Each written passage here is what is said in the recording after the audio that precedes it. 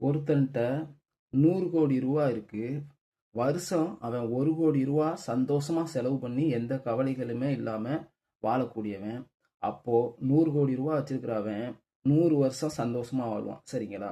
ஒருத்தன்ட்ட 1 கோடி ரூபா இருக்கு. அவன் வருஷம் 1 லட்சம் ரூபா செலவு பண்ணக்கூடியவன். அவனும் சந்தோஷமா 100 வருஷம் செலவு பண்ணி சந்தோஷமா வாழ்வான். சரிங்களா? அப்படி பார்க்கையில யாரு செல்வந்தன்னு பார்த்தீங்கன்னா, உங்கள்கிட்ட இருக்கக்கூடிய பணத்தை வச்சு நீங்க எத்தனை வருஷம் சந்தோஷமா வாழ்றீங்க அப்படிங்கிறத பொறுத்து தான் உங்களுடைய செல்வாக்கு அமையுது.